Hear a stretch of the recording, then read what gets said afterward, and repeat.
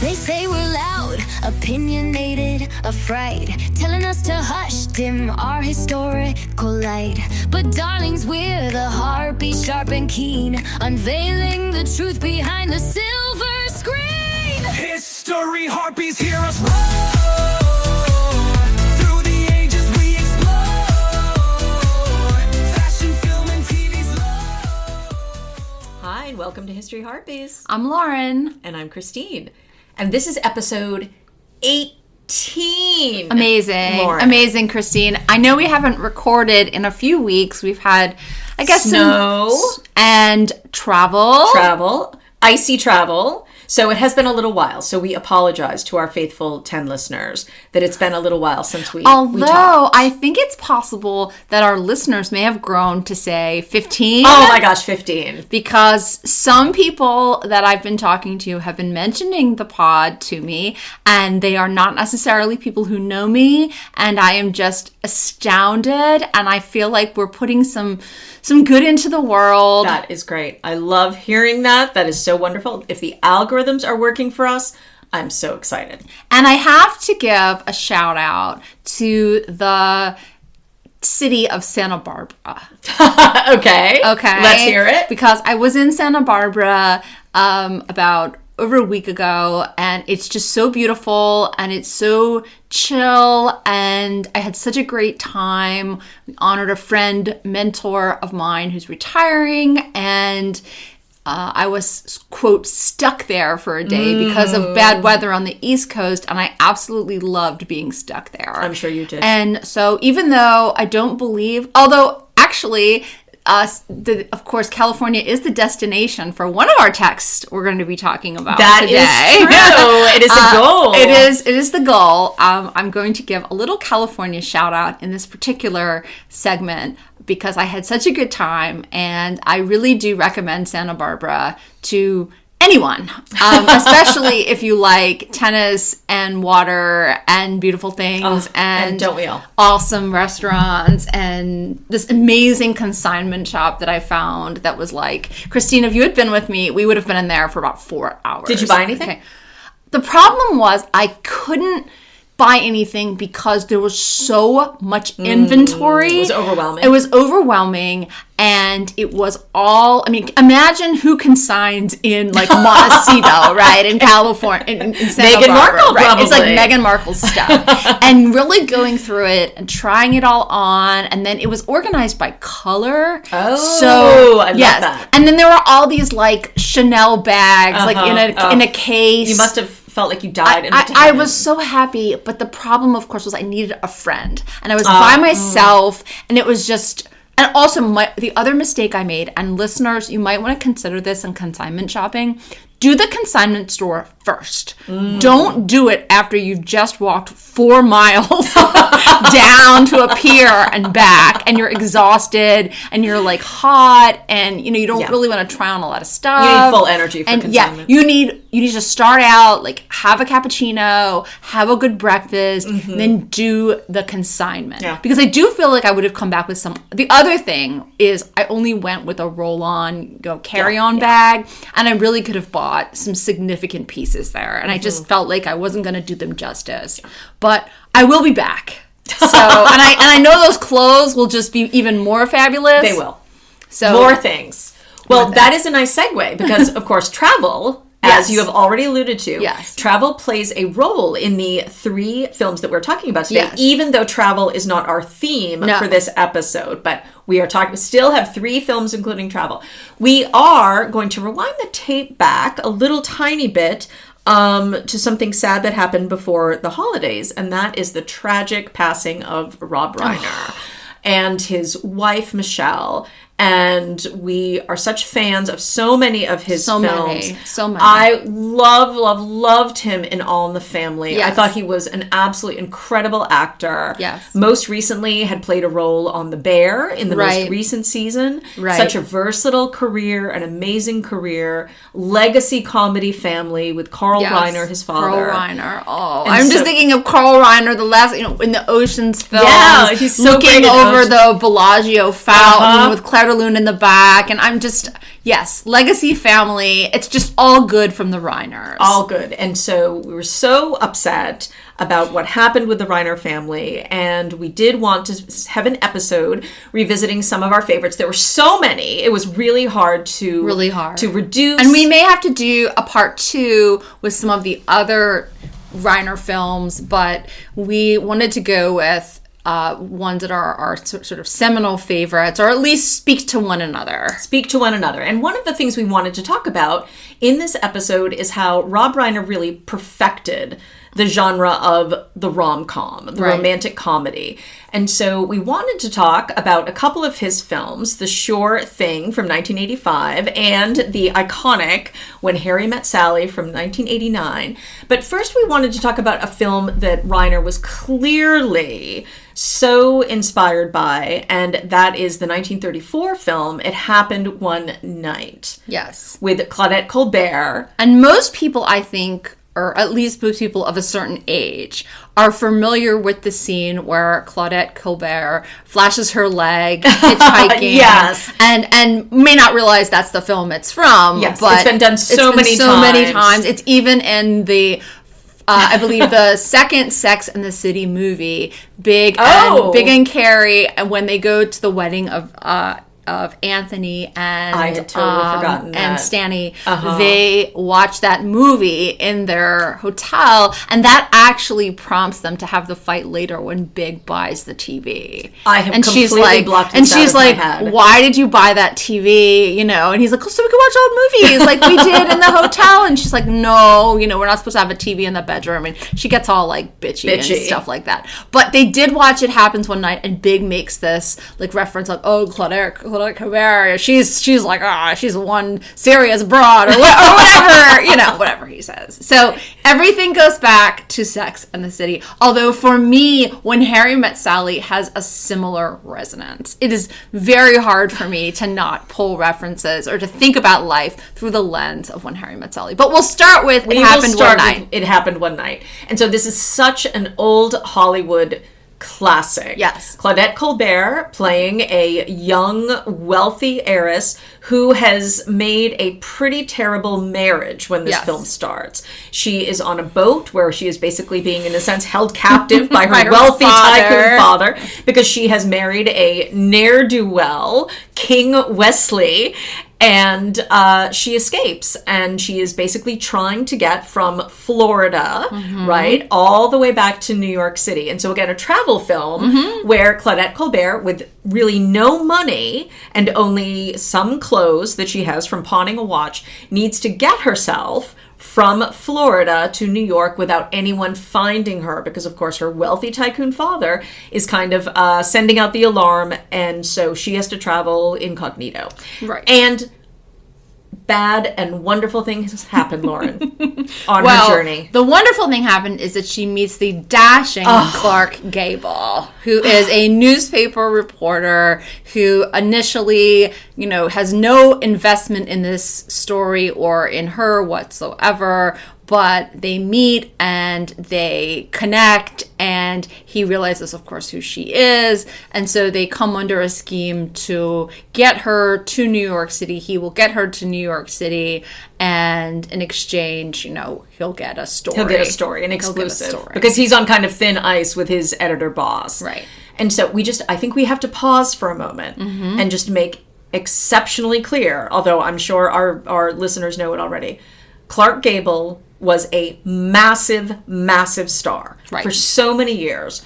So delicious. Absolutely handsome, compelling, charismatic, sexy.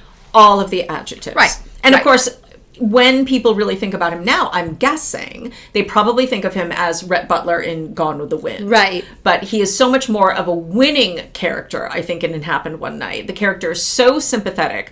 Super, I mean, I hate to say it, but I'm going to say it. Super masculine. Again, very sexy. Very sexy. And we absolutely have the dynamic, which we will revisit in our other films. We have the dynamic of the very able and capable man, then the high-strung, not particularly practical woman with whom he teams up. But also a woman who is not practical due to her upbringing. Exactly. And who has these kind of, you know, highfalutin expectations when she's on a bus, when she's staying in basically like a trailer, when she's trying to get a shower, when she's doing all sorts of things and being put, interestingly, in uncomfortable and unfamiliar circumstances. And you do get to see her wonderful comedic chops in terms of adapting or not adapting to this heiress. Again, I think of Overboard because the Goldie Hawn character in Overboard, of course, has a lot of the same dynamics when she goes to live with Kurt Russell and has to, like, you know, sweep a floor or something and has no idea what that is. And we see a lot of that with the Ellen character in It Happened One Night. Yeah, super entitled, used to being catered to. And I think I don't know if you would agree with me, but in this movie we really have a dash of that kind of Frank Capra, you know, with the common people in a great way energy. And so during the course of this trip, we do see a kind of softening on both sides. She becomes a little more adaptable. We have the fantastically comic scene where they have to pretend that they are kind of this angry Southern couple having a sort of screaming argument where he repeatedly threatens to sock her, which probably has not aged very well to 2026. But nevertheless, but at the same time, he really softens towards her in that he no longer sees her just as a story. But of course, they fall in love. And what we also have, if you agree with me, there is a lot of sexiness in this movie. Oh my gosh. A lot. Well, a lot of between sexiness. them putting up, so they put up the curtain, right? And there are because the implication is that they would basically like be on top of one another. We're not for this blanket. We're not for this, whatever, sheet being held up by a string. They would be on top of each other. And a lot of dressing and undressing and a lot of peering over at one another and a lot of discussion about the potential of sex, and of course the final scene, which we don't see, of course, but is when they do have sex. And the film ends with, but of course we are told that they are now married. Correct. We're told that explicitly, that the landlady of the hotel or whatever has seen the marriage license. But it does end with them having sex. Right. The final scene is marriage consummation. Yes. Which is interesting. And the other, I guess, running thread, which you've just mentioned, is that she's like too much in not only in being entitled but having opinions, and she just won't stop talking, and she's annoying, and all of these things that make her a little extra. And he's just sort of like, won't you just like comment and I'll get you where you need to go, but you're being impossible. But then he eventually comes to find a lot of these things endearing, just as he also starts to realize, I want a woman who's going to challenge me, and I do, and I love her, and I'm not in it for the money, which also is a theme later on with the father, when he's sort of like, well, you want this, there's a reward for her, there's a reward to bring her back. And he doesn't take it. He just wants to basically be reimbursed. He wants $2. He's like taking, like if I'm submitting a slip to the business, right? I took someone out to dinner and I want to be reimbursed, and he's just like, well, it was an extra blazer, an extra blanket, or whatever he got. He wants to be reimbursed for these things, and he doesn't want any reward for her, which the father finds very, very endearing. Because we do have this sense that she has been incredibly sheltered, also romantically. Right. That she has never been allowed to make her own decisions, that this is not a woman who has had multiple relationships. And so, in effect, King Wesley, who's had all of his relationships and is, again, this kind of ne'er-do-well, there's a sense that, yes, he has been taking advantage of her, that he is out for her money. Right. We never really know what the father does, right? He's just kind of this classic sort of 1930s tycoon who somehow managed not to lose all of his money in the crash of 1929. But yes, so something. And there's no mother. Right. We never hear anything about a mother. Right. But we also are told that Clark Gable's character is kind of inexperienced in terms of at least love. Right. We're told he has never been in love, and that this is his great dream, that he will find a woman who can be adventurous with him. And this is the thing, right? That she realizes that she is that kind of woman. Right. That over the course of this trip, that she has discovered all of these different ways in which she can be resilient. So we have really great chemistry between the two of them. Yep. And as we've said, it is super about sex, and we have a happy ending where they do have sex. And so... And a wedding interrupted, and all sorts of misunderstandings, and he writes an article, which then gets thrown in the trash, but then gets read. We have a runaway bride. She is bride. about to marry King Wesley again, basically marry him again. And... a runaway bride, and so again this classic sort of like last minute sort of ending to a rom-com. Sure. And so all of these different motifs, as you said before with the hitchhiking, we see them so many times. Yes. Right? We see again this kind of pairing where we have the kind of snarky relationship between the two of them. It's sort of starts out as hate, it evolves into love. They are dependent upon each other in this practical way, and it all ends up very, very happily.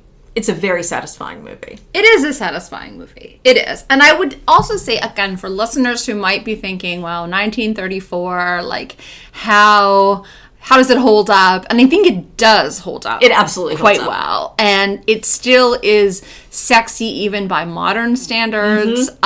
It is, the comedic timing is fantastic. Perfect. Really fast, really fantastic.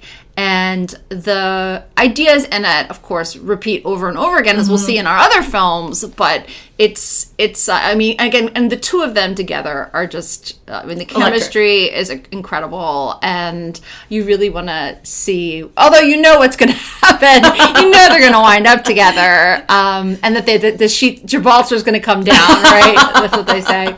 But at any rate, it's still something that you can really see the template being carved in this sort of Depression era moment for these Reiner films. Yes. And a template that never gets tired. And I think maybe the last thing before we move on to talk about The Sure Thing is that one thing we've talked about before here is to think about really sort of 1920s and 1930s films and the code. Sort of the sense of like sort of pre-code and post-code films. The code that established sort of the morality of Hollywood films.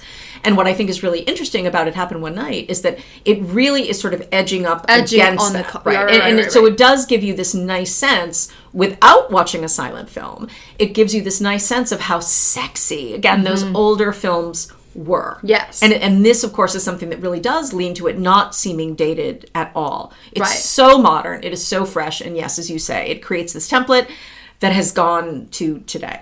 Right. So let's actually start talking about what, in effect, is Rob Reiner's remake of It Happened One Night. Without saying so explicitly. But really it is absolutely the template of It Happened One Night. And that is his 1985 film, The Sure Thing. Right. A film I love. Yes, I love it too. I love it too. And I've watched it many, many, many times. And I think about it a lot. I do too. And again, I love John Cusack. I've loved him in just about everything. And sadly, I think Daphne Zuniga, has really been sold short. Maybe because besides this and then the Melrose Place career, I really don't know what else she's done. Yeah. But she's terrific in the movie, and I just again love the movie, love the premise, and I love the way that it's been updated. So The Sure Thing, if you haven't seen it and you're not a Gen X person, which every Gen X person has seen, The Sure absolutely Thing. Yes. But it is set on the campus of Cornell, and it takes place relationship between two students. We have freshmen. Now, the interesting thing, of course, is in a lot of our films, and frankly, a lot of the things we talked about, there is no drinking age in the United States. Period. And we're not talking about college kids drinking, but you can go to bars, you can go anywhere, and nobody is ever gonna card you or things like that. At least we know here he has a fake ID. True. He has a fake ID. Doctor whatever. Right. So we have the John Cusack character Gib. Okay, Walter Gibson. And we have the Daphne Zuniga character Allison. And I don't know what her last name is. Yeah, I'm not sure we ever know it. I'm sure it's something.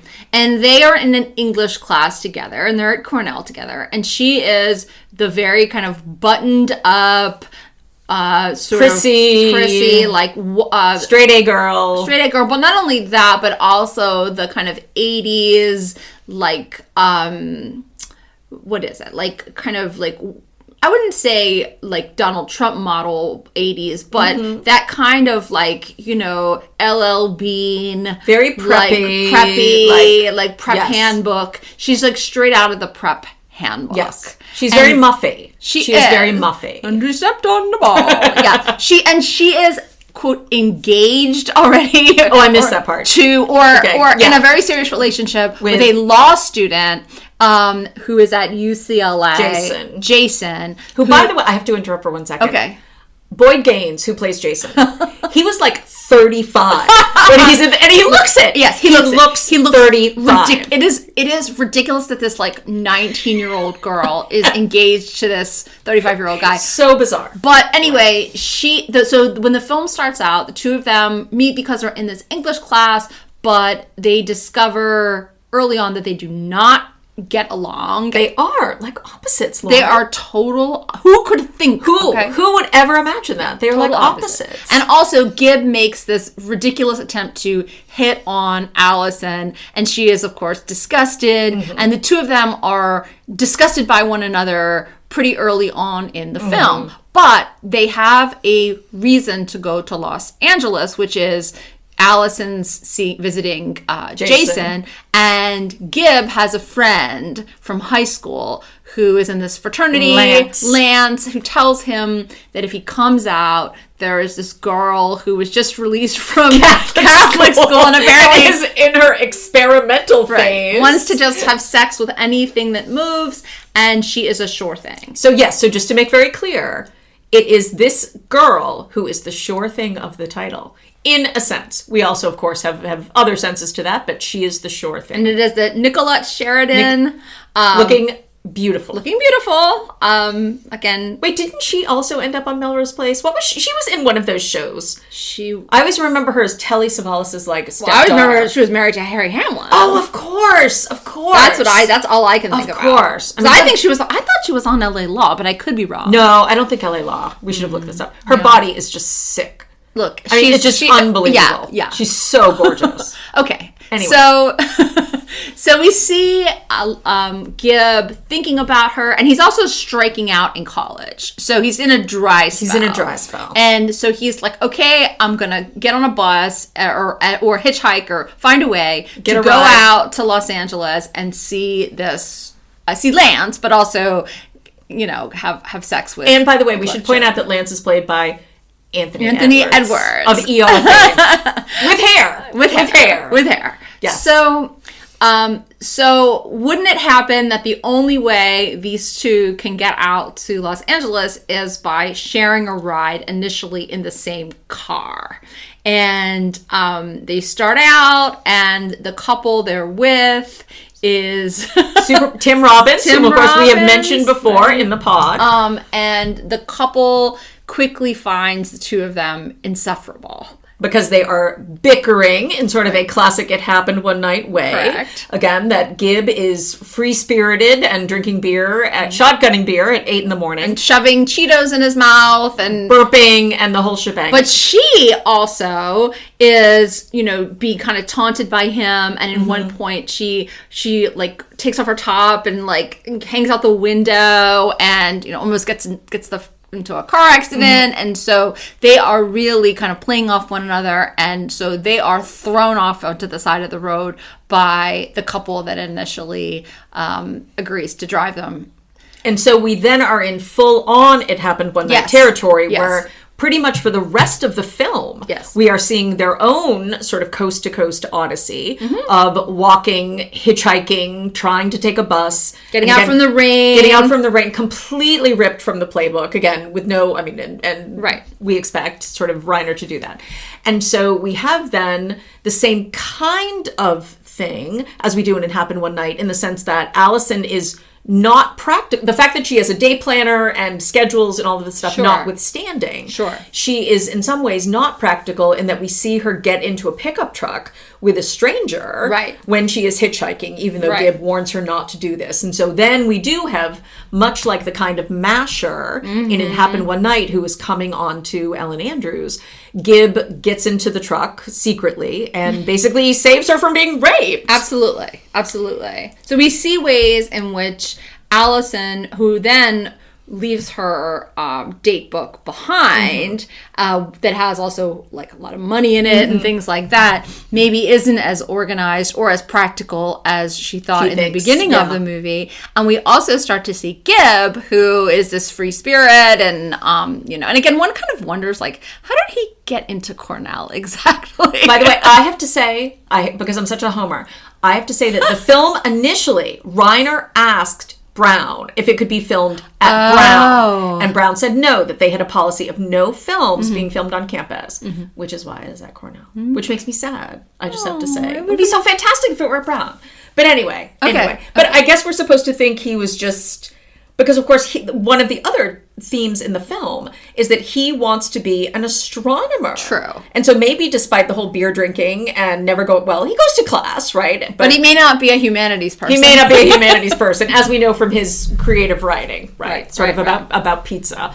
And so it really is wonderful to see those kind of beats of the same sort of thing, right? These two characters who are presented to us as opposites over the course of this travel, all of the different things that happen to them, they do sort of grow closer together. She, again, softens. He becomes more responsible. But in a sense, one of the things that has never quite made sense to me, although, I don't know, is that, of course, she is irate when she finally learns that he is only going to California and only to have sex with the sure thing. This bothers her very much. It does, but for me, by that point, she is in love with him. So while in the beginning of the trip, it might not have bothered her at all, or might have actually seemed completely in sync with his character. They clearly are in love by the time they're in that inn, and which is a wonderful scene. And he gives her the rose, and they're starting to really connect, and you get a sense that there's some real tension when they're in the bed together, which is, I think, the first time they've been in a bed together. The rest of the time, one of them sleeps on the floor. So, at her initial insistence that one of them sleeps on the floor. Yeah, by the time that she learns, just by overhearing him tell this truck driver that he's going to have the sure thing, she is very, very angry. But what I think is probably the best part of the film for me is when they actually get to UCLA and you see her. First of all, again, Jason. Oh, God, looking 35. I mean, first of all, the tea.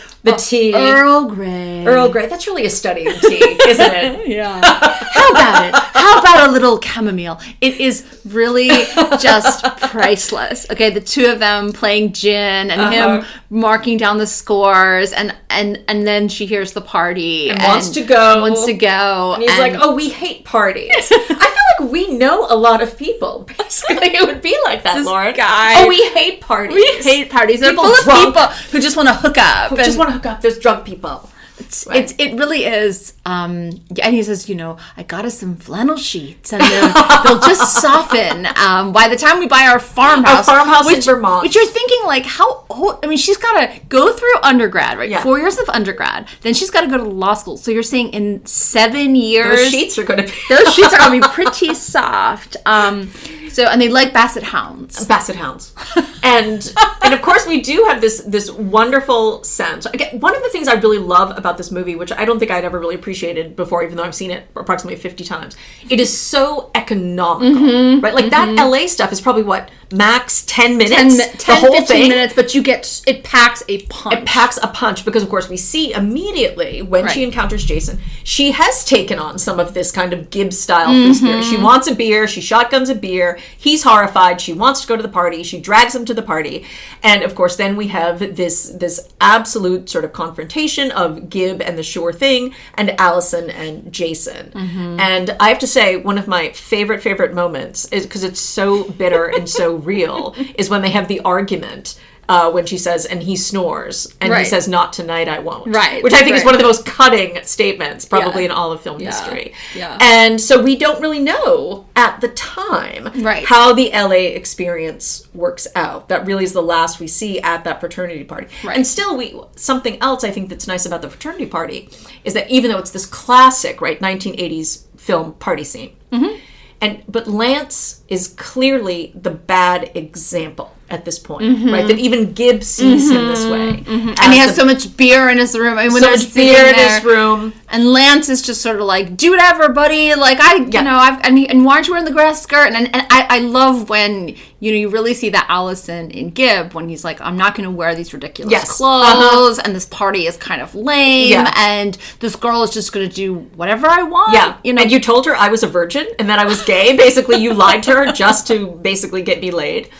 So, but then we have, of course, this one, I have to say, something else I really have never appreciated, I think, until watching it this time. So Vivica Lindfors, the actress who is playing the English professor, if she weren't so fantastic in that final scene, I really don't think it would work as well. No, it's excellent. Where she reads, of course, this piece that Gibb has written over the vacation, where we learn that, in fact, he did not. He voluntarily did not sleep with the Shore thing. Right. Because she wanted to be told that he loved her, and he would not do so, because it would be a lie. And so we have then this wonderful, wonderful... But again, I was thinking about that. How many actors or actresses could read, because it's so much, the emotional power of that depends upon the professor reading it. Yes. And again, I don't know why I'd never really thought about that before, but it's true. It's excellent. And she's so good. And so we do then have this wonderful happy ending where we But see I them think together. the professor, too, I mean, you get this sense that she's this free spirit. Yeah, sure, that while she definitely has standards in terms of writing and, she wants her students to succeed, but she's also like, do what you want, right? Experience college. And she tells Allison that she's too rigid. Yes. And that even though her paper is grammatically perfect, it just lacks any kind of like fun or creativity or that sort of thing. And of course, and Allison is the kind of student, as we know, who is literally copying down every single word her professor says. Yes. But can you imagine right now saying to your classroom, make love in a hammock? Oh my God. I mean, how long would it take for us to be fired if we said to our students, make love in a hammock? Oh my gosh. Anyway. I would never say that. Now, let me ask you a question. Was she the girlfriend of Rodney Dangerfield in Back to School? No. That was Sally Kellerman. Okay. Yeah. I knew you'd know that. Yes, Sally Kellerman. We really do. I mean, one thing I just have to say, because I love this film so much, I mean, for so many reasons. But when Gibb, there's, at one point in the film, Gibb is wearing black turtleneck, the bomber jacket, the leather bomber jacket, army pants, and black Converse high tops. And I'm like, this is my ideal outfit for a man. It was that way in 1985. And it still is. And it still is today in 2026. And that actually is something that I do want us to talk a little bit about, because I think it's The Shore Thing and Harry Met Sally have this in common. The clothes are not dated at all. They're perfect. Right. And we talked about this when we talked about A Summer Place. Remember? Yes, sort of this film in the 50s. Yes. Where all of the clothes were so, again, modern. But that's what I think is, because we're so many 80s films, right? You look at them now and it's like, Jesus, what an outfit. But Allison's sweaters, right? The turtlenecks. Yes. The other commonality between Daphne Zuniga and Claudette Colbert is that their hair looks perfect. Perfect. The entire film, despite rain, despite sleeping on, despite no shower, no hair dryers. I mean, Allison either has a perfect ponytail or just a perfect blowout. Yes. And Claudette Colbert, of course, has her hair like terrific bob, flipped up. Yes. I mean, except for when it's deliberately disheveled. Yes. To make On her purpose. on purpose. To make her look white trash, basically. Right. Yeah. But I don't know how, again, I would not look as good as either one of those women who have basically the same outfit or a slight change of wardrobe, but they both look incredible. And their hair, I just don't understand the hairstyles with these two. Daphne Zuniga's hair in this film, it is the most beautiful hair. It is. I always wanted hair like that. And it really does remind me, actually, of Kristen Davis. Yes. Right? Again, everything comes back to Sex and the City. Right. But Kristen Davis, that same sort of like naturally flowing brunette. I mean, it's like just it's looks so healthy. It is Breck hair. It is absolutely Breck hair. Healthy, glowing, smooth, and it was like, yeah, it just looks absolutely incredible. It does. What has Daphne Zuniga done post Melrose Place? Who knows? Are there Law and Order SVU episodes with her in them? There must be. Yeah, we need to IMDb it. We should have IMDb'd her. Because I'm sure she must have done some sort of, a sexual assault work at some point. I'm sure. But again, her hair is fantastic, and she is really beautiful in the film. And she is. And again, the whole LL Bean look. I mean, it's just so polished. Absolutely. I would wear it today. Yes. It's just completely, can everything look, and I even love like Lance's clothes, because Lance, of course, is wearing the classic 1980s film, sort of like board shorts, floral board shorts or whatever, and also looks absolutely sort of like that California mode in 1980s films. Yeah. It's styled really, really well. It is. Everyone looks just incredible. And so we have, again, as we said, hitting all of these beats of It Happened One Night, the same sort of thing, right? Our two opposites who grow together over the course of their heinous travel. I really do love the scene in the inn. I think that's, I don't know, and for some reason that really, I don't know if you probably did have this experience when you were in high school, right? This kind of like faux adult. I know. Right? He's like, would you like more wine? And he's like, yes, I would. And of course, he is the fake ID. So. Right. So it's just, I love that movie so much. And it's just, again, it looks gorgeous, right? It just looks beautiful. It does. It does. And before we start talking about When Harry Met Sally, I do think we should just comment for 1 second. So Reiner does, basically within an incredibly tight span of time, what my kids would call a generational run, right? So we think, when, let's see, Stand By Me comes out, 84? And then we have Sure Thing, right? Then we have The Princess Bride in 87. Oh my gosh, wow. And then When Harry Met Sally in 89. Wow. Wait, and Spinal Tap comes out in 83.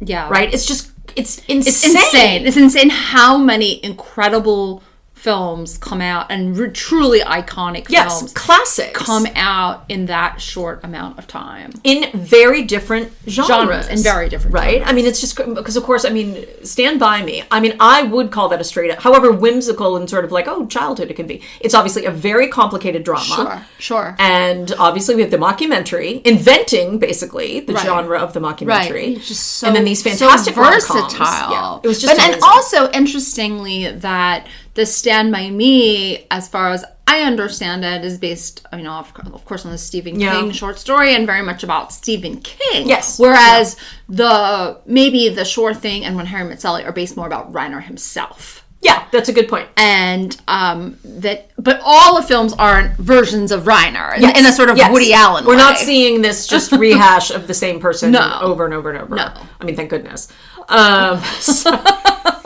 Well, let's then start talking about When Harry Met Sally, which does begin in a way that suggests very strongly that we are still in It Happened One Night territory. Correct. With the long car trip from Chicago, the University of Chicago, to New York City. Yeah. So, Lauren, I just have to ask, how much do you love this movie?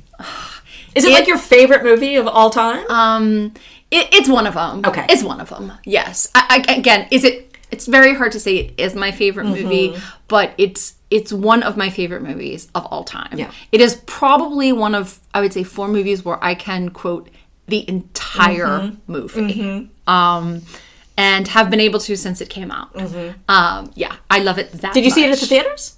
Yes. Yeah, I did too. I love it that much. So, and I'm not like a big movie quoting person, but this one I can, for whatever reason, it's just so memorable. Love the characters. It's so funny. And,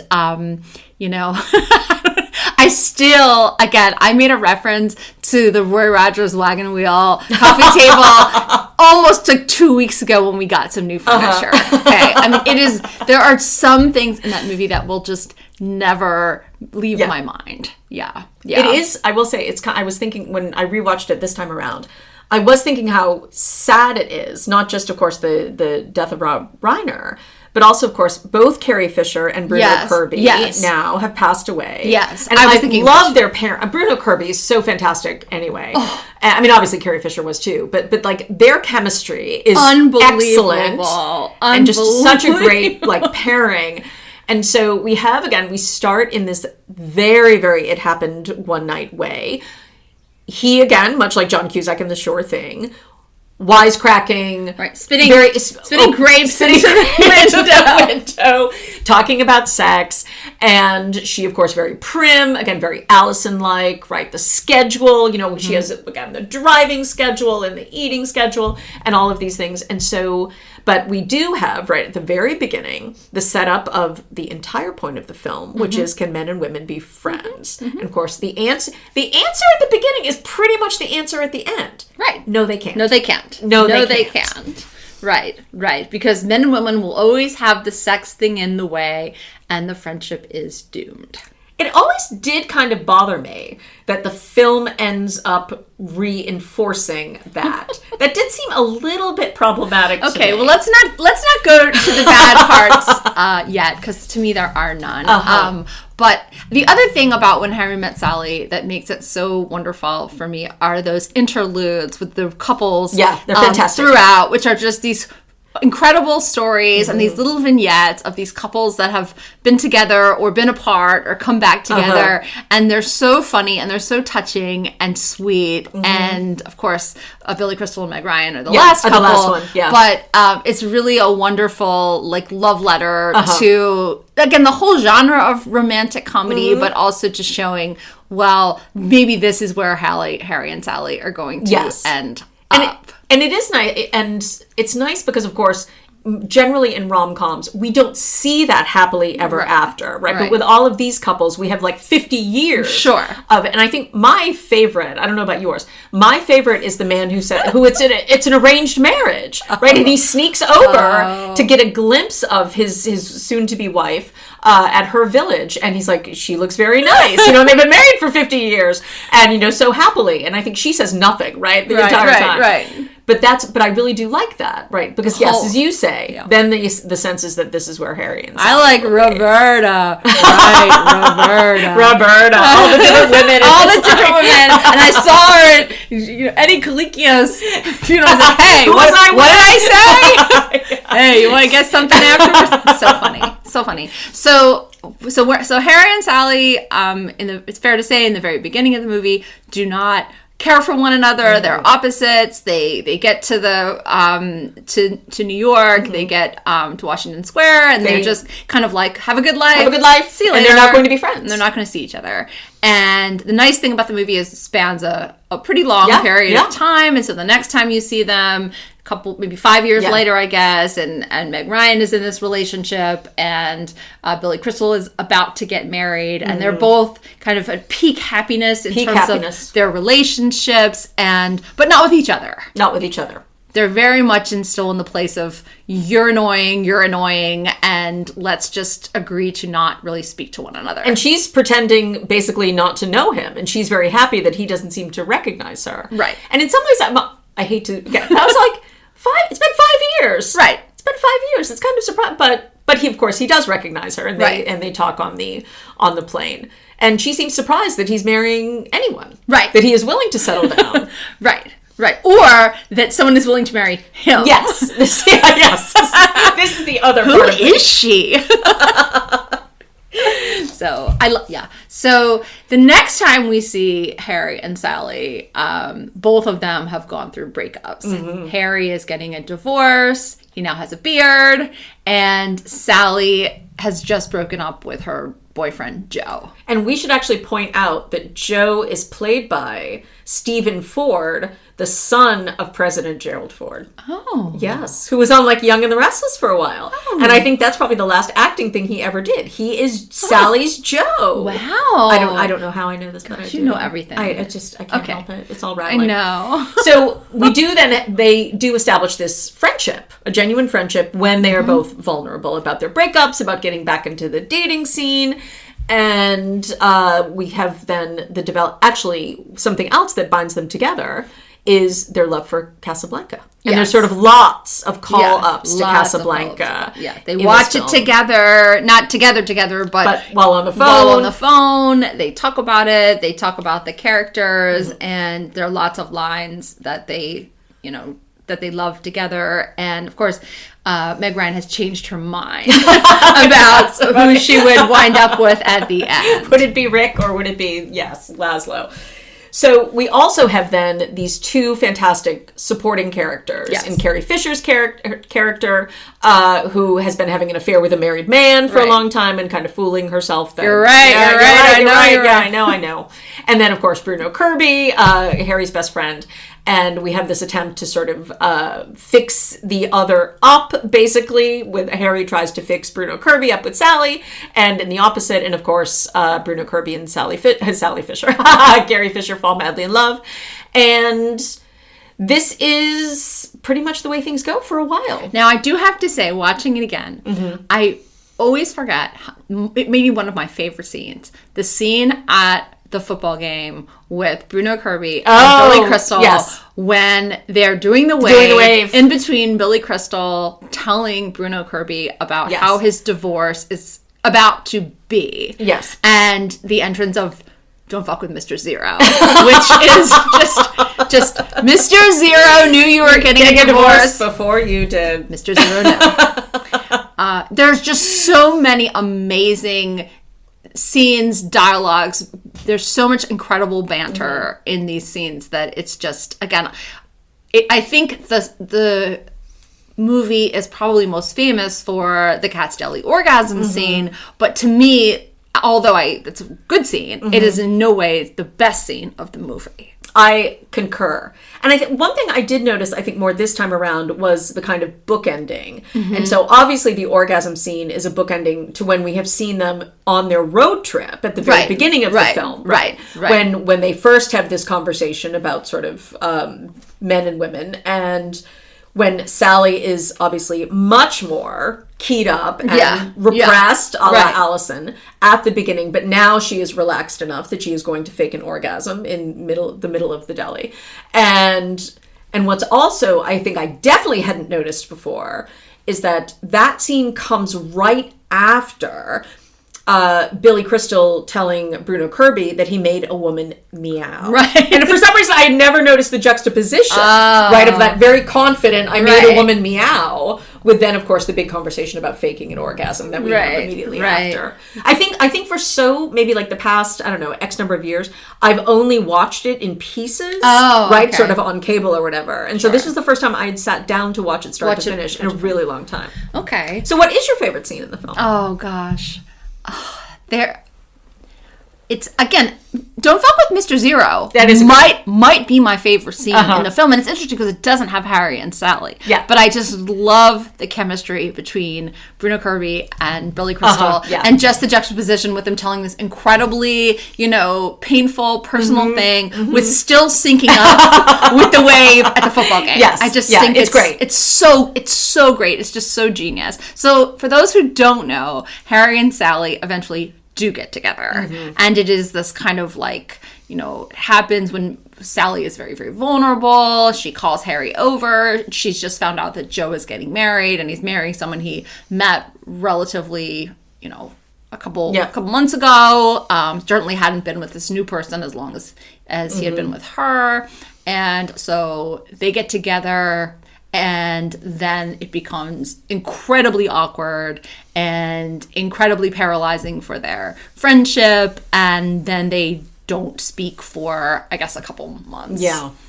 And then we do have, and one of the things, of course, that has been a theme in the film is that basically that Harry sleeps around. Right. And that he is this kind of womanizer who has this entire scheme about that he has to leave almost immediately. They've had an earlier conversation about how Sally likes to be cuddled after she sleeps with someone. And again, he's running out the door as soon as possible.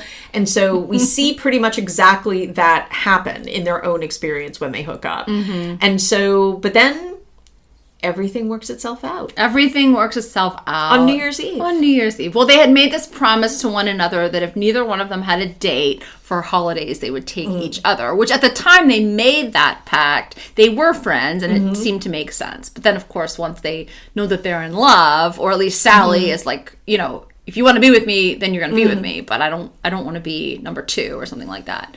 So he runs to this party and we have the running. Makes this. I mean, it's perfect. It is. And the other thing about When Harry Met Sally, and certainly this isn't a pre-Sex in the City or Gossip Girl, is that the use of New York City and again, it is Woody Allen-esque in a way, but uses it in a very, very different way. Yeah, I agree. The bookstores, the restaurants, the Sharper Image, the park, the apartments. Yeah.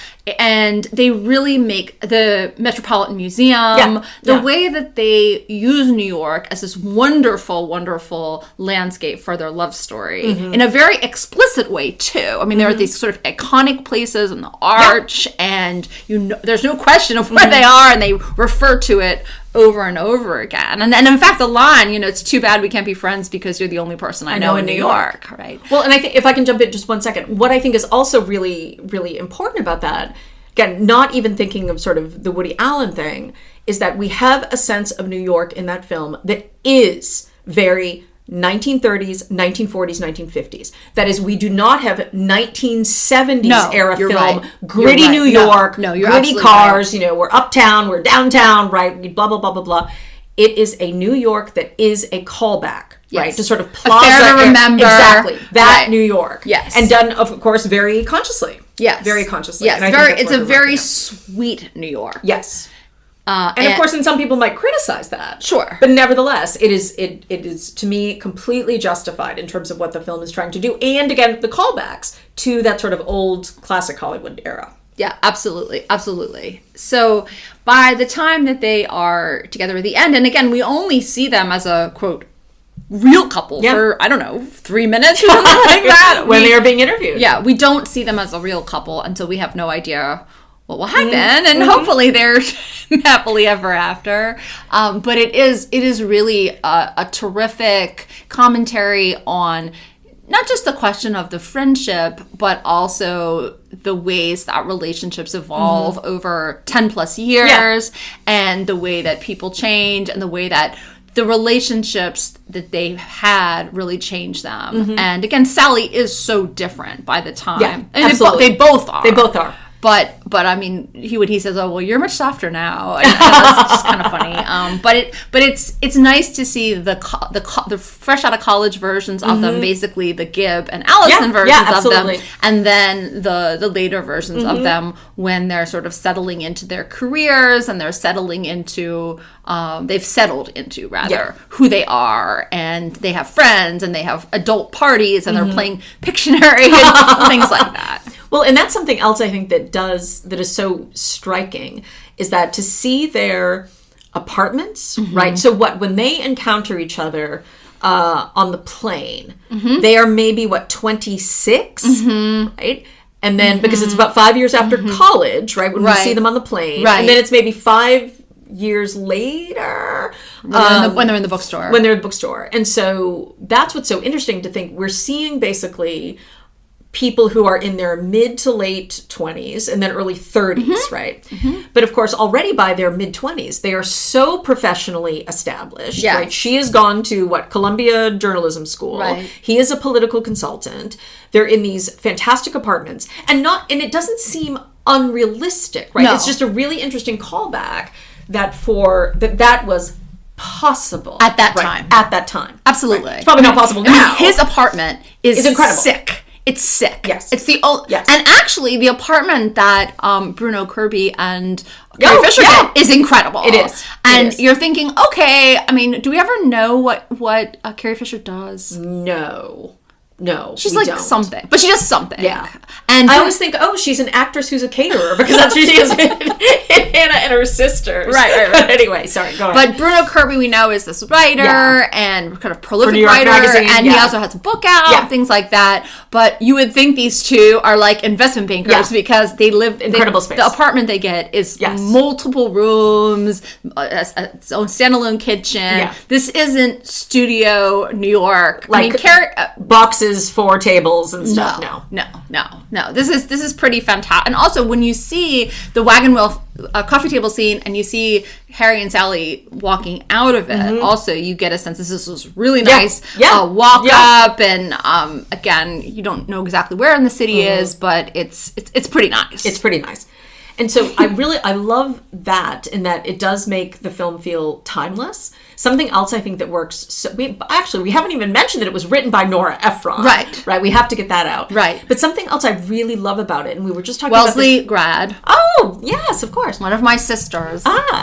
So we were talking about this a little bit with The Sure Thing, but this is also a film, again, where the clothes are mostly, maybe a couple of Billy Crystal sweaters notwithstanding, mostly timeless. Right. And obviously, Sally is dressed in this very sort of like explicitly Diane Keaton kind of way. Absolutely. Right. We're doing a callback to Manhattan. Absolutely. In the Manhattan, the movie, in the clothes. But every single thing she wears, again, looks fantastic. Fabulous. The menswear inspiration, the hats, the jackets, the pleated pants. I mean, it's just, and Carrie Fisher's looks too are terrific. There's the one scene, I believe it's the scene in The Sharper Image, where you see Meg Ryan wearing jeans. But there are very few scenes where she actually wears jeans in the rest of the media. That's a sort of, again, it is a polished look for her. And the hair, I mean, what's so funny is that she even has like a perm and her hair still looks good.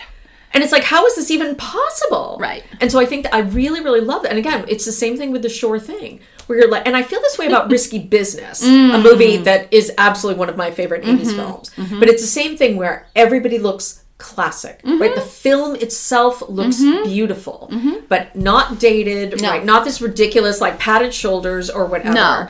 And what I do think is so great about When Harry Met Sally is that it is like we have, especially with the Harry Connick Jr., right? And the classic songs, right? The sort of great American songbook stuff. We have a film that is kind of sharing DNA with Woody Allen's classics. Right. But without the bitterness. Right. Without the neuroses.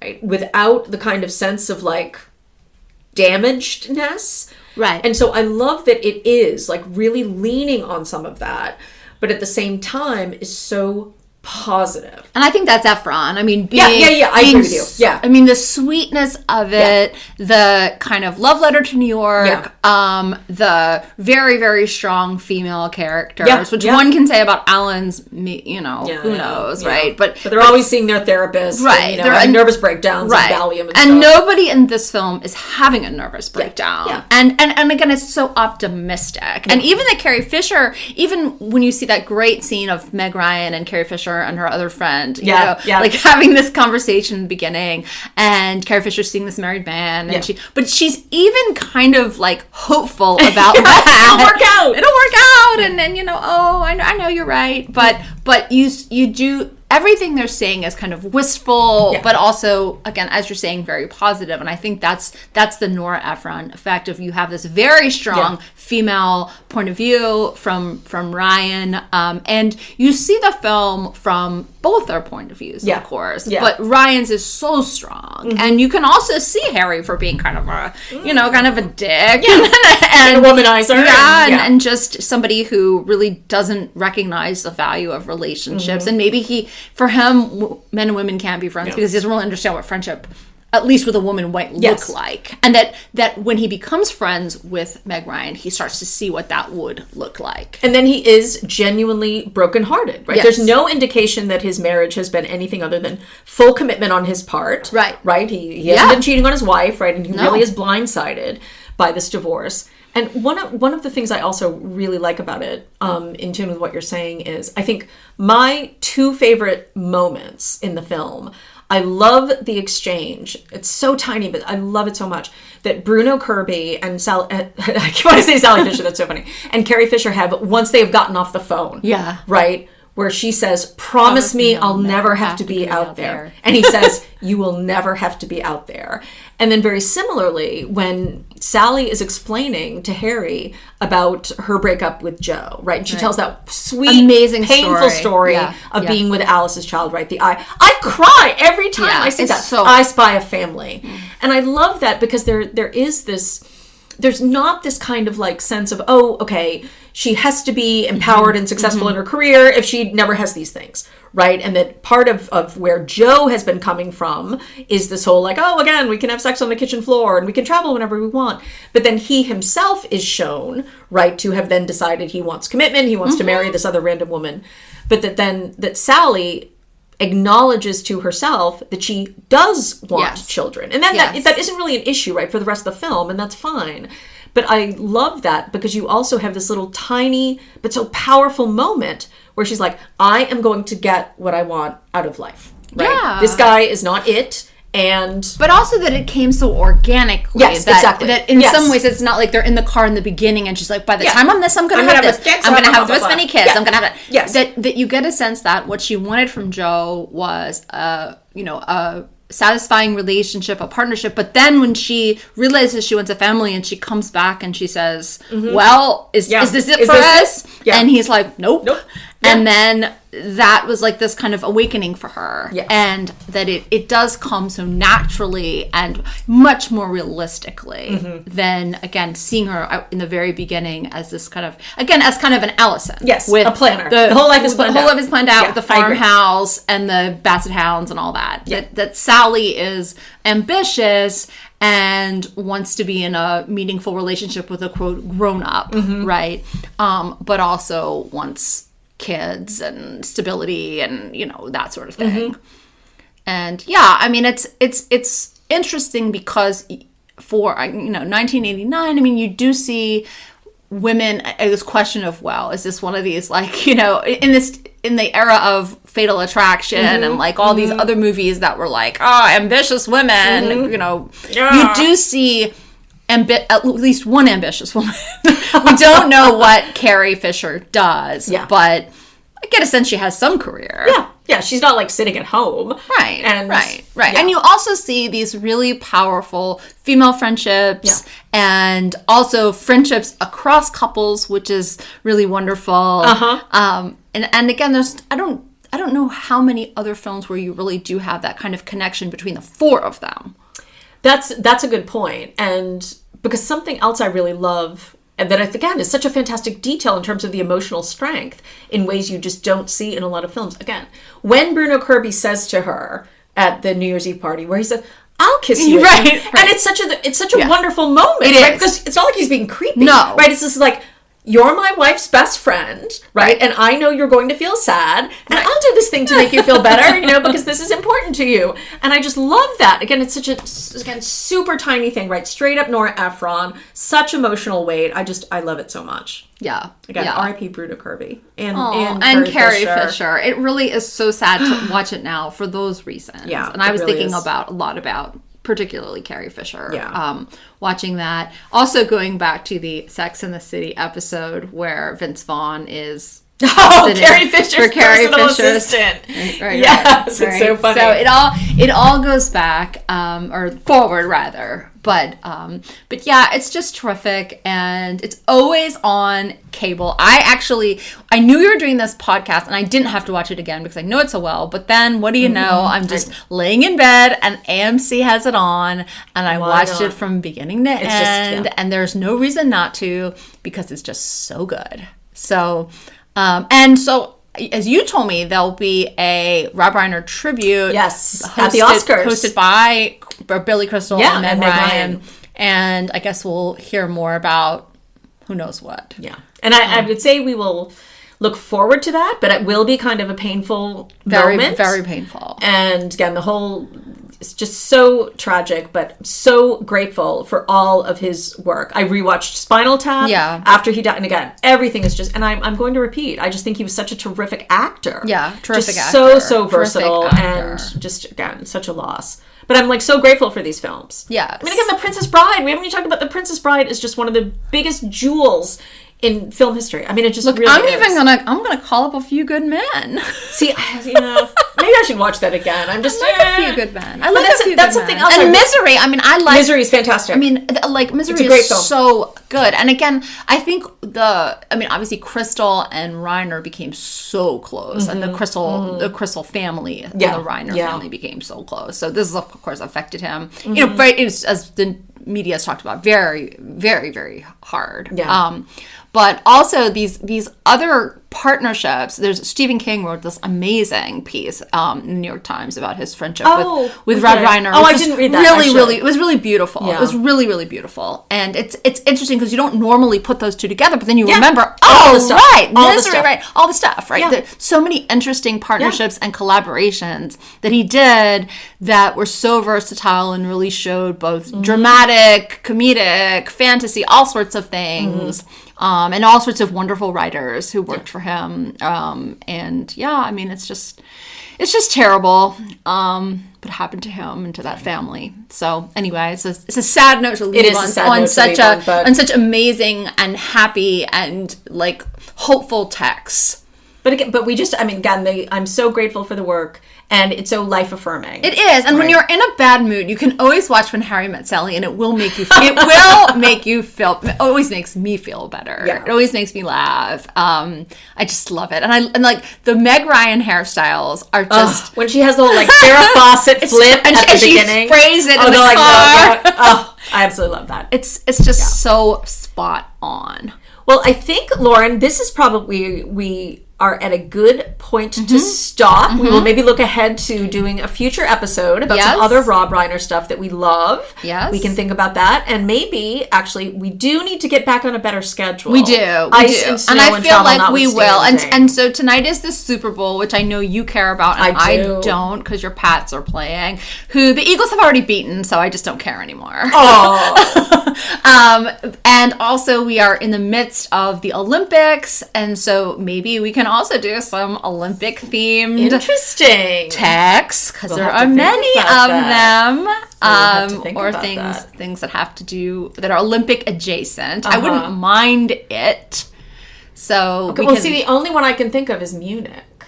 Oh, and or things that where maybe they don't go to the Olympics. Yeah, but because I'm still on a mission to get you to watch Heated Rivalry. Okay, I saw a tweet yesterday about Heated Rivalry that it was basically a gay man who was saying, this is why I can understand this is straight woman porn, but here's why I dislike. And so it was an interesting tweet. I should find it again and send it to you. I hear that. But he's like, there's lots of ass in it. I've read... Hot ass. That was a quote from him. Hot ass. Well, also, I didn't send this to you, but the New York Times put out a piece yesterday where, in real life, a retired hockey player married his boyfriend who was a Cartier salesman. And that was actually like a front page, like, wedding section. It was like the real life heated rivalry. Although it really wasn't a rivalry because only one of them played hockey. Look, my friend Laura, who may be listening, she just sent me a tweet telling me she's about to go to a Boston Bruins game. But she pointed out that there wasn't as much gay sex as she was expecting at the Boston Bruins game. Or in Heated Rivalry? No, in the real life Boston Bruins game. Oh, okay. That was the joke. Look, I'm here for it. I'm also here for the critique. But I do really want to know what you think. Okay. And I'm just putting it out there for the listeners that I have baited Christine into watching Heated Rivalry, which I did watch. If we ever talk about it, I actually watched it on my phone on a plane with my phone about 2 inches from my face, so that no one else would see. Yeah. As part of my Santa Barbara trip. That's wonderful. Yeah, so it was Santa Barbara and Heated Rivalry. Well, on that positive note. Okay, I guess we will talk to everyone later. Well, have a wonderful Super Bowl night. May the Pats bring the glory. And until next time, Harpy's out. Across the land.